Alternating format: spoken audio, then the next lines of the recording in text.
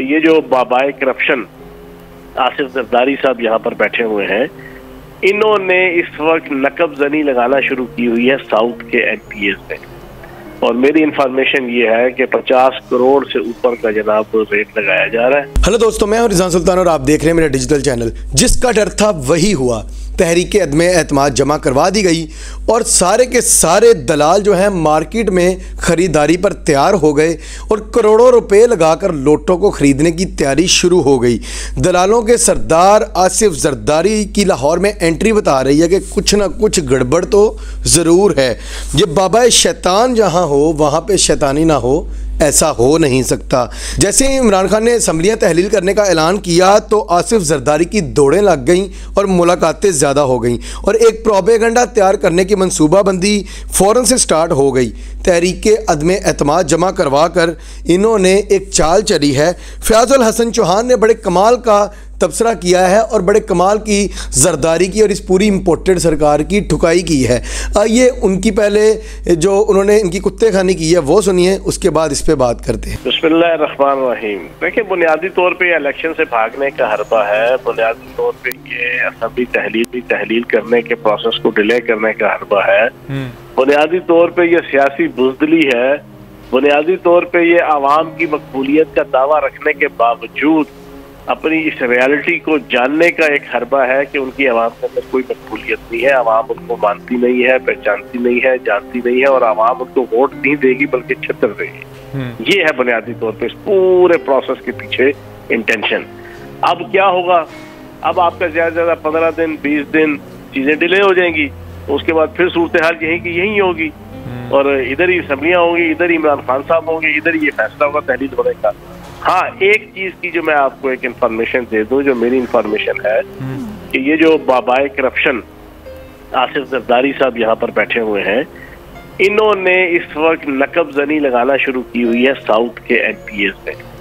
और मेरी इंफॉर्मेशन ये है कि 50 करोड़ से ऊपर का जनाब रेट लगाया जा रहा है और एतमाद के वोट के अंदर ये कोशिश करेंगे कि इस किस्म की कोई खरीदो फरोख्त करके जना उनको मिस करने की और एब्सेंट करने की पीटीआई के जना कुछ अरकान को।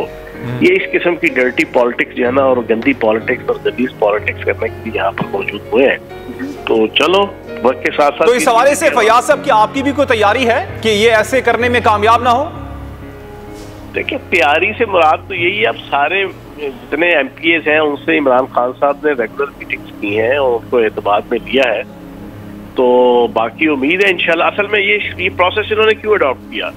ये प्रोसेस इस वजह से अडॉप्ट किया कि चौधरी परवेज लाई साहब के हवाले से जो पिछले 2-2.5 महीने से एक रूमर्स चलाई जा रही थी और स्पेशली पिछले 1 महीने के अंदर के चौधरी परवेज लाई साहब साथ खड़े नहीं होंगे इमरान खान साहब के, वो सब सारी रूमर्स किल हो गई और चौधरी परवेज लाई साहब ने साबित कर दिया कि जनाब वो बिल्कुल साथ खड़े हैं। वो ठीक है, छोटी मोटी ठक ठुक लगी रही कि उनके अपनी जनाब व्यूज थे मुख्तलिफ जनरल बाजवा साहब के हवाले से और बाकी चीजें, लेकिन उन्होंने बिल्कुल सॉलिड तरीके से पीटीआई और इमरान खान साहब का साथ दिया और कोई भी ऑप्शन जरदारी का और पीडीएम का और नवाज शरीफ और शहबाज शरीफ का एक्सेप्ट करने को तैयार ना हुए। बल्कि कल के इंटरव्यू में तो उन्होंने बड़ा ओपनली कहा कि मैं तो इनको 25 मई याद दिलाऊंगा, जो 25 मई को इन्होंने पीटीआई के साथ किया। ये नवाज शरीफ साहब वापस आए, उनको पंजाब की हर जेल की सैर करवाऊंगा। जब उन्हें पता लग गया कि यहाँ से कोई चीज नहीं होने लगी, जो चौधरी परवेज लाई साहब अपना इत्तेहाद तोड़ने को तैयार नहीं है और इमरान खान साहब के साथ जो एक सियासी ताल्लुक बना हुआ है उसको तोड़ने को तैयार नहीं है, तो फिर उन्होंने ये जो 4 ऑप्शंस हैं, 3 अदम एतमाद की तहरीकें और 1 एतमाद का वोट, ये उन्होंने तब एक्सरसाइज किया। प्राइम मिनिस्टर ऑफ करप्शन और father of corruption Asif Zardari ने पैसे लगाने की पूरी मंसूबाबंदी कर ली है कि किस तरह से तहरीक अदम एतमाद में जीतना है और किन किन लोटों को खरीदने की कोशिश की जा रही है। लेकिन अदलिया की तरफ से ये पहले ही जजमेंट आ चुकी है कि अब कोई भी लोटों को खरीद नहीं सकता। अगर कोई लोटा खरीदा जाएगा तो उसका वोट जो है वो ख़त्म हो जाएगा, ज़ाया हो जाएगा। अब चौधरी परवेज लाई ने जो बयान दिया था, इस इंपोर्टेड सरकार को लगता है कि शायद चौधरी परवेज लाई यूटर्न लेना चाह रहे हैं, लेकिन इमरान खान साहब का कहना है कि चौधरी परवेज लाई ने चाहे मेरे खिलाफ बयान दिया क्योंकि उनका अलग पॉइंट ऑफ व्यू हो सकता है, मेरा अलग पॉइंट ऑफ व्यू हो सकता है बाजवा को लेके।